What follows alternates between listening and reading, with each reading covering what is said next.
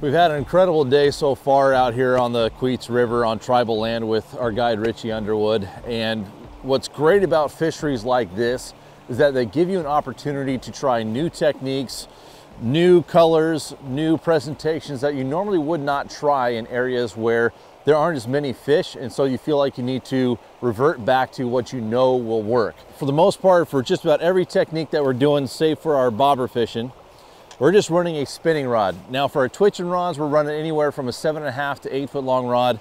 This, throwing the spinners, we're running 8.5 to 9.5 foot long rods. And that just allows us to get a little bit further distance out there, gets a nice thump with that blade, and nice big long hook set when you're doing a sweep down towards the tail out of a hole. For line, this is 30-pound maximum braid 8. It's really nice having that braided line because that helps you feel what's going on down there at depth. You can make sure that your spinner blade is thumping, or your twitch and jig, you can feel what type of structure you're going through and those light pickups that you might get. And then from there, we have a small fish field bead chain swivel. The reason why is because you will get line twists, and the last thing that you want to do is get your main line all twisted up and run your day short because you get a wind knot when you're making a cast. From our chain swivel on down, this is 20-pound maximum ultra green. There are some big kings out here. 20-pound is definitely overkill for the coho, but there's logs, there's rocks, there's structure.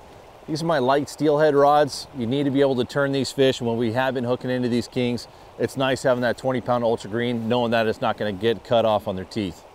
And then these spinners here that we've been running today, I've been running two different types of spinners. This one is just your old school Bud steelhead spinner. I'm sure you guys have all seen that before at every tackle shop you've been to. I like running these things because of their color variety, but most importantly, because they're inexpensive. What allows you to do is not worry about snagging up on the bottom, losing $5 spinners left and right. If you do happen to lose one, it's not too bad. It doesn't hurt the old pocketbook as much.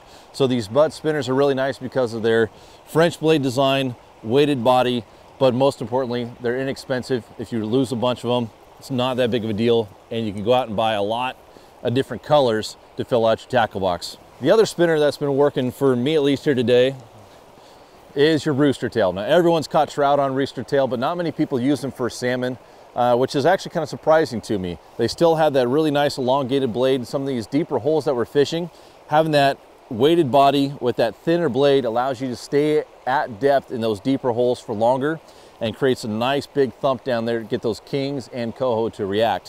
When you have these smaller French blade spinners, it's a wider presentation and it grabs more water, so it comes up in the water column. Having a rooster tail with that thinner blade and the weighted body helps keep it down at depth, thumping along in front of those fish's face.